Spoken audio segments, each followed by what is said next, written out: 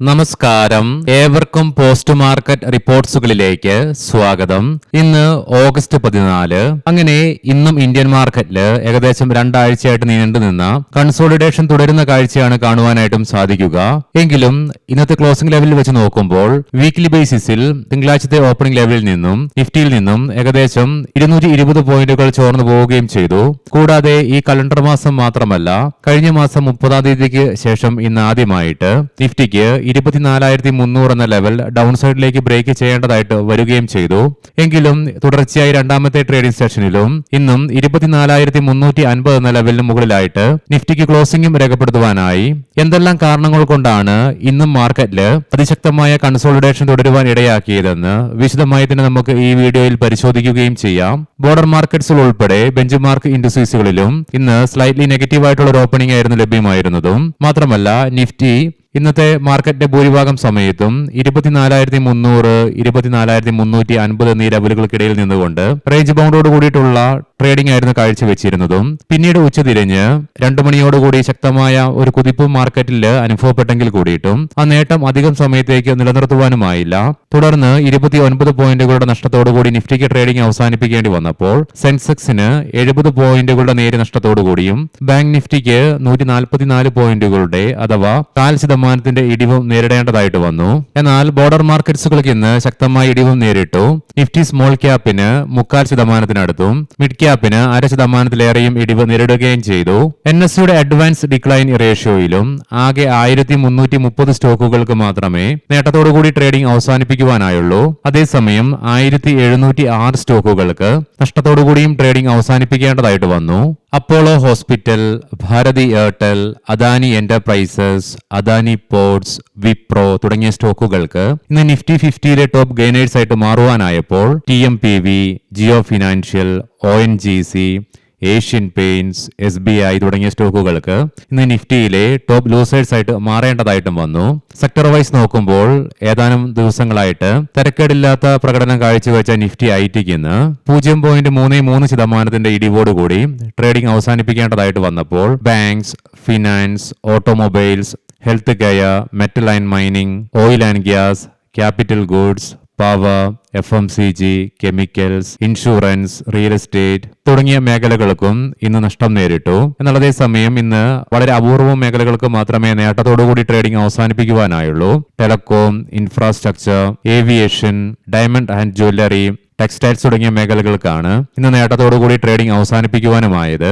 Indian രൂപയ്ക്ക് US ഡോളറിനെതിരെ ഇന്നലത്തെ ക്ലോസിംഗ് ലെവലിൽ നിന്നും ഇന്ന് ഫ്ലാറ്റ് ആയിട്ട് ക്ലോസിംഗും രേഖപ്പെടുത്തുവാനായി. ഹൊനാസ കൺസ്യൂമറിന്റെ Q1 ഏർണിംഗ്സിൽ പ്രോഫിറ്റിലുണ്ടായ വർധനവിനെ തുടർന്ന് ഗ്ലോബൽ റേറ്റിംഗ് ഏജൻസിയായ ജെഫ്രീസ് സ്റ്റോക്കിന്റെ ടാർഗറ്റ് അപ്ഗ്രേഡ് ചെയ്തതിനെ തുടർന്നും സ്റ്റോക്കിൽ ഇന്ന് 3% ഉയർച്ച ഇൻട്രാഡേ ബേസിസിൽ അനുഭവപ്പെട്ടു.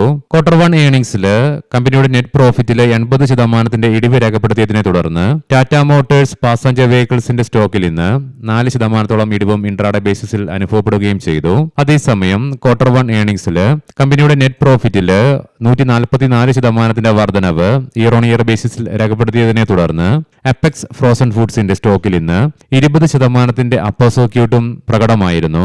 മാത്രമല്ല Q1 ഏർണിംഗ്സിന്റെ ഫലമായിട്ട് LG ഇലക്ട്രോണിക്സ് ഇന്ത്യയിലും 10% ഉയർച്ച ഇന്ന് ഇൻട്രാഡേ ബേസിസിലും അനുഭവപ്പെട്ടു. ഏതാനും ആഴ്ചകൾക്ക് മുന്നേ സെബിയുടെ ഭാഗത്ത് നിന്നും സി എന്റർടൈൻമെന്റ് ലിമിറ്റഡിനെ ബ്രോക്കറേജിംഗ് ബിസിനസിൽ നിന്നും 2 മാസത്തേക്കും അവരുടെ 2 എക്സിക്യൂട്ടീവുകളെ 1 വർഷത്തേക്കും വിലക്ക് ഏർപ്പെടുത്തുക ചെയ്തിരുന്നു. എന്റെ ഓർമ്മ ശരിയാണെങ്കിൽ ഈ ആഴ്ച ആദ്യം, അതായത് കഴിഞ്ഞ തിങ്കളാഴ്ച, സി എന്റർടൈൻമെന്റ് എന്റർപ്രൈസസ് ലിമിറ്റഡിന്റെ ഭാഗത്ത് നിന്നും സെക്യൂരിറ്റീസ് അപ്പീലൈറ്റ് ട്രൈബ്യൂണലിനെ സെബിയുടെ ഈ നടപടിക്കെതിരെ സമീപിച്ചിരുന്നു. ഏകദേശം കമ്പനിക്ക് പാർഷ്യലായിട്ടുള്ള ഉത്തരവ് സെക്യൂരിറ്റീസ് അപ്പീലൈറ്റ് ട്രൈബ്യൂണൽ നൽകുകയും ചെയ്തു ഇന്ന്. അതായത് ഫണ്ട് റൈസിംഗിനുള്ള അനുമതിയാണ് നൽകുകയും ചെയ്തത്. ഈ റിപ്പോർട്ട് ഇന്ന് പുറത്തു വന്നതിനെ തുടർന്ന് ഇന്ന് സ്റ്റോക്കിൽ ഉയർച്ചയും അനുഭവപ്പെട്ടു. ഇന്ന് മാർക്കറ്റ് ടൈമിൽ ഇന്ത്യയിൽ നിന്നുമുള്ള ജൂലൈ മാസത്തെ WPI ഇൻഫ്ലേഷൻ ഡേറ്റയുടെ റിലീസ് ഉണ്ടായിരുന്നു. ജൂണിലെ 9.87% നിന്നും ജൂലൈയില് 9.7% നേരിയ തോതിൽ എണ്ണയുടെ വിലയിലുണ്ടായ സ്ഥിരതയെ തുടർന്ന് ഇടിവും റിപ്പോർട്ട് ചെയ്തു. ഇന്ന് പുതിയ റിപ്പോർട്ട് വന്നു. അതായത് US ഇറക്കുമതി ചെയ്യപ്പെടുന്ന ഡ്രോണുകളിൽ 100% additional tariff US president Donald Trump ഏർപ്പെടുത്തി. ഇങ്ങനെ മാർക്കറ്റ് ടൈമിൽ വരുന്ന പ്രധാനപ്പെട്ട അപ്ഡേറ്റ്സുകൾ ലഭിക്കുവാനായിട്ട് നമ്മുടെ ടെലഗ്രാം ഗ്രൂപ്പിൽ ജോയിൻ ചെയ്യണമെന്ന് താല്പര്യമുള്ളവർക്ക് ഗ്രൂപ്പിന്റെ ലിങ്ക് ഫസ്റ്റ് കമന്റ് ബോക്സിൽ പിൻ ചെയ്ത് വെക്കാം. ആ ലിങ്കിൽ ക്ലിക്ക് ചെയ്തുകൊണ്ട് ഗ്രൂപ്പിൽ ജോയിൻ ചെയ്യാവുന്നതാണ്. ഈ മാസം 3-ാം തീയതിയായിരുന്നു ഈ കലണ്ടർ മാസത്തിലെ ഫസ്റ്റ് ട്രേഡിംഗ് സെഷൻ ഇന്ത്യൻ മാർക്കറ്റിൽ നിലനിന്നിരുന്നതും അന്ന് ശക്തമായ നേട്ടമായിരുന്നു ഇന്ത്യൻ മാർക്കറ്റിന് കൈവരിക്കുവാനും സാധിച്ചത്. സെൻസെക്സിന് 1.25% നിഫ്റ്റിക്ക് 1.6% നേട്ടത്തോടു കൂടിയും അതേ ദിവസം ക്ലോസിംഗും രേഖപ്പെടുത്തുവാനായിരുന്നു. എന്നാൽ അതിനുശേഷം 4-ാം തീയതി കഴിഞ്ഞതിന് മുന്നത്തെ ചൊവ്വാഴ്ച മുതൽ തുടർച്ചയായി 9 ട്രേഡിംഗ് സെഷനുകളായിട്ട് സ്ലൈറ്റ്ലി പോസിറ്റീവായിട്ടോ അല്ലെങ്കിൽ സ്ലൈറ്റ്ലി നെഗറ്റീവായിട്ട് ക്ലോസിംഗോടുകൂടി കൺസോളിഡേഷൻ ഇന്ത്യൻ മാർക്കറ്റിൽ വളരെ ശക്തമാകുന്ന കാഴ്ചയാണ് കാണുവാനായിട്ടും സാധിക്കുക. മാത്രമല്ല ഈ തിങ്കളാഴ്ച ഇന്ത്യൻ മാർക്കറ്റിന് ഫ്ലാറ്റ് ആയിട്ടാണെങ്കിലും സ്ലൈറ്റ്ലി പോസിറ്റീവ് സെന്റിമെന്റ്സോടുകൂടി ക്ലോസിംഗ് രേഖപ്പെടുത്തുവാനായപ്പോൾ തുടർന്ന് ചൊവ്വാഴ്ച മുതൽ ഇന്ന് വരെ 4 ട്രേഡിംഗ് സെഷനുകളിൽ തുടർച്ചയായിട്ട് സ്ലൈറ്റ്ലി നെഗറ്റീവായിട്ട് തന്നെ ക്ലോസിംഗും രേഖപ്പെടുത്തേണ്ട വന്നു. ഇന്നും ഇന്ത്യൻ മാർക്കറ്റിനെ ഫ്ലാറ്റ് ആയിട്ടാണെങ്കിലും നെഗറ്റീവ് സെന്റിമെന്റ്സോട് കൂടി തന്നെ ട്രേഡിംഗ് അവസാനിപ്പിക്കുവാൻ ഇടയാക്കിയ ഘടകങ്ങൾ എന്തൊക്കെയാണെന്ന് വിശദമായി തന്നെ പരിശോധിക്കാം. ആദ്യം നമുക്കിന്നും നമ്മുടെ മാർക്കറ്റിനെ പോസിറ്റീവായിട്ട് സ്വാധീനിച്ച ഘടകങ്ങൾ എന്തൊക്കെയാണെന്ന് നോക്കാം. ഇന്ന് രാവിലെ പ്രീ മാർക്കറ്റ് റിപ്പോർട്ട്സിൽ നമ്മൾ കണ്ടിരുന്നു. ഇന്നലെ US മാർക്കറ്റില് S&P 500 fresh record high create ചെയ്തുകൊണ്ട് അതിനടുത്തായിട്ട് തന്നെ ക്ലോസിംഗ് രേഖപ്പെടുത്തുവാനായപ്പോൾ നാസ്ഡാക്കിനും ശക്തമായ നേട്ടം കൈവരിക്കുവാനുമായിരുന്നു. മാത്രമല്ല അതിന്റെ ഒരു തുടർച്ച ഇന്ന് യൂറോപ്യൻ ഏഷ്യൻ മാർക്കറ്റ്സുകളിലും പ്രകടമായിരുന്നു.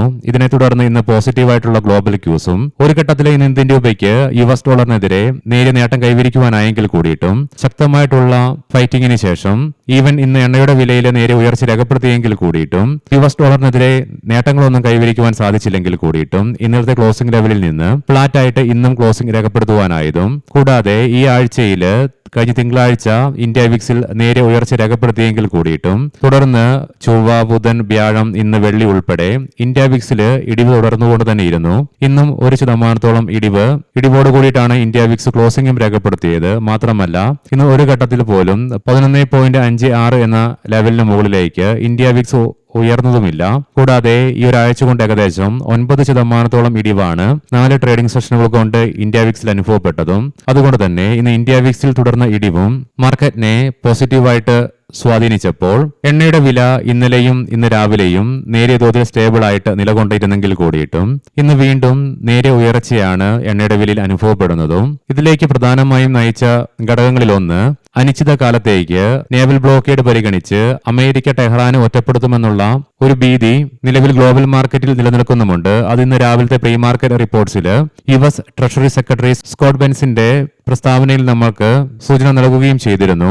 ആയതിനാൽ തന്നെ ഇന്ന് എണ്ണയുടെ വിലയിലുണ്ടായ വർധനവും തുടർച്ചയായി ഇന്നലെ 2ാമത്തെ ട്രേഡിംഗ് സെഷനിലും 510 കോടി രൂപയ്ക്കാണെങ്കിലും ഇന്ത്യൻ ക്യാഷ് മാർക്കറ്റിൽ തുടർച്ചയായി 4 ട്രേഡിംഗ് സെഷനുകളുടെ ബൈയിങ്ങിന് ശേഷം വിദേശ ധനകാര്യ സ്ഥാപനങ്ങൾ ഇന്നലെയും തുടർന്ന സെല്ലിങ്ങും കൂടാതെ ഇന്ന് വീക്കെൻഡ് ആയതുകൊണ്ട് തന്നെ നാളെ മറ്റന്നാളും 2 ദിവസം അവധിയുള്ളതിനാലും കൂടാതെ വെസ്റ്റ് ഏഷ്യയുമായി ബന്ധപ്പെട്ടുള്ള ജിയോ പൊളിറ്റിക്കൽ ആശങ്കകൾ ശക്തമായി തന്നെ തുടരുന്നതിനാലും ട്രേഡേഴ്സ് അവരുടെ പൊസിഷൻസ് ഒക്കെ ക്യാരി ഫോർവേഡ് ചെയ്യുവാൻ താല്പര്യമില്ലാത്തതിനാൽ നടത്തിയ സ്കോർ ഓഫ് മൂലവും അനുഭവപ്പെട്ട വോൾട്ടാലിറ്റിയും ഇന്നത്തെ നമ്മുടെ മാർക്കറ്റിന്റെ ഗതിവിധികളെ സാരമായ രീതിയിൽ തന്നെ ബാധിക്കുകയും ചെയ്തു.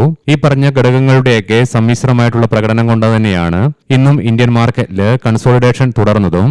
ഒരിക്കലും ഒരു മാർക്കറ്റിന് ഇതുപോലെ കൺസോളിഡേറ്റ് ചെയ്തു പോകാൻ സാധിക്കുകയില്ല.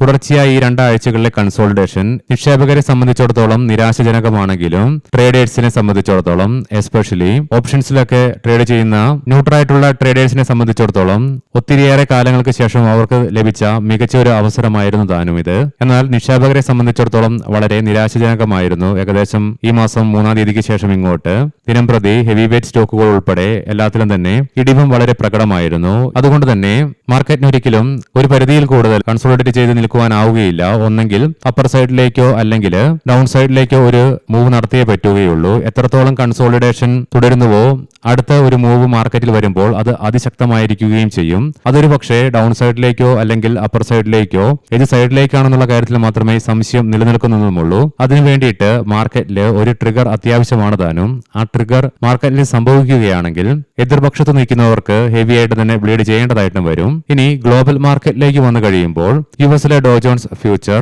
രാവിലത്തെ പോലെ തന്നെ സ്ലൈറ്റ്ലി നെഗറ്റീവായിട്ട് തന്നെ തുടരുന്നുണ്ട്. അതേസമയം യൂറോപ്യൻ മാർക്കറ്റ്സിൽ UK മാർക്കറ്റ് ഫ്ലാറ്റ് ആയിട്ട് നെഗറ്റീവ് സെന്റിമെന്റ്സോടുകൂടിയും ഫ്രാൻസ് മാർക്കറ്റ് ഫ്ലാറ്റ് ആയിട്ട് പോസിറ്റീവ് സെന്റിമെന്റ്സോടുകൂടിയും ജർമ്മൻ മാർക്കറ്റ് 0.25% നേട്ടത്തോടു കൂടിയിട്ടുമാണ് ട്രേഡിംഗ് നടത്തിക്കൊണ്ടിരിക്കുന്നത്. അതേസമയം ഏഷ്യൻ മാർക്കറ്റ്സിൽ മിക്സ്ഡ് ആയിട്ടുള്ള സെന്റിമെന്റ്സ് ആണ് കാണുവാനായിട്ടും സാധിക്കുക. കൊമോഡിറ്റിയിലേക്ക് വരുമ്പോൾ ബ്രെൻ ക്രൂഡിന്റെ വിലയിൽ 0.25%, ക്രൂഡ് ഓയിലിന്റെ വിലയിൽ 0.25%, ഗോൾഡിന്റെ വിലയിൽ സ്ലൈറ്റ്ലി പോസിറ്റീവ്നെസ്സുമാണ് അനുഭവപ്പെടുന്നത്. ബ്രെൻ ക്രൂഡിന്റെ വില $87.26 എന്ന നിലയിലേക്കും ക്രൂഡ് ഓയിലിന്റെ വില $81.83 per ബാരൽ എന്ന നിലയിലേക്കും നേരിയ ഉയർച്ച രേഖപ്പെടുത്തിയപ്പോൾ ഗോൾഡിന്റെ വിലയിൽ $3.25 ഉയർച്ചയോടുകൂടി $4,353.34 per ഔൺസ് എന്ന നിലയിലായിട്ടാണ് ട്രേഡിംഗ് നടത്തിക്കൊണ്ടിരിക്കുന്നതും. ഇനി നമുക്ക് ഇന്നത്തെ പ്രധാനപ്പെട്ട സ്റ്റോക്കിംഗ് ന്യൂസുകൾ പരിശോധിക്കാം. മുൻകൂട്ടി ഓർമ്മിപ്പിച്ചുകൊള്ളട്ടെ, ഇത് ഒരു ബൈ ഓർ സെൽ റെക്കമെൻഡേഷൻ അല്ല. റിഫെക്സ് ഇൻഡസ്ട്രീസ് NHAIയുടെയും സർക്കാർ റോഡ് പദ്ധതികളുടെയും ഭാഗമായിട്ട് ആഷ് കൊണ്ടുപോകുന്നതിനുള്ള 40.8 കോടി രൂപയുടെ കരാർ കമ്പനിക്ക് ലഭിച്ചു. West life food world limited കമ്പനിയുടെ നോൺ എക്സിക്യൂട്ടീവ് ഇൻഡിപെൻഡന്റ് ഡയറക്ടർ സ്ഥാനത്തു നിന്നും മിസ് അമിഷ ജെയിൻ രാജിവെച്ചു. മെർക്കന്റൈൽ വെഞ്ചേഴ്സ് കമ്പനിയുടെ ഹോൾ ടൈം ഡയറക്ടറായി ശ്രീ EN രംഗസ്വാമിയെ 3 വർഷത്തേക്ക് കൂടി പുനർനിയമിച്ചു.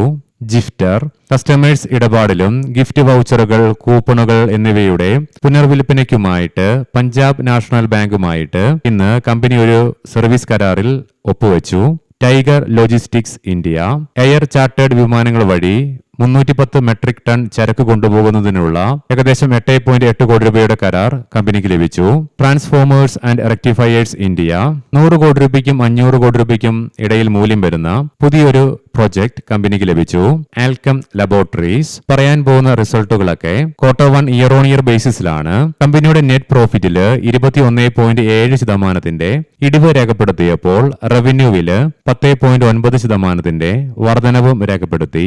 ഭാരത് ഡൈനാമിക്സ് നെറ്റ് പ്രോഫിറ്റില് കഴിഞ്ഞ വർഷം ഇതേ ക്വാർട്ടറിൽ 18.3 കോടി രൂപയിൽ നിന്നും ഇത്തവണ 119 കോടി രൂപയായിട്ട് വർധനവ് രേഖപ്പെടുത്തിയപ്പോൾ റവന്യൂവില് 248 കോടി രൂപയിൽ നിന്നും 572 കോടി രൂപയായിട്ടും ഉയർച്ച രേഖപ്പെടുത്തി. ചോളമണ്ഡലം ഇൻവെസ്റ്റ്മെന്റ് നെറ്റ് പ്രോഫിറ്റില് 39.2%, ടോട്ടൽ ഇൻകത്തില് 19% വർധനവും രേഖപ്പെടുത്തി. അശോക് ലൈലാൻഡ് നെറ്റ് പ്രോഫിറ്റില് 2.5%, റവന്യൂവില് 10.4% വർധനവും റിപ്പോർട്ട് ചെയ്തു. 3M ഇന്ത്യ നെറ്റ് പ്രോഫിറ്റില് 31.2%, റവന്യൂവില് 19% വർധനവ് രേഖപ്പെടുത്തി. അനുപം രസായൻ നെറ്റ് പ്രോഫിറ്റില് 13%, റവന്യൂവില് 34.8% വർധനവ് രേഖപ്പെടുത്തി.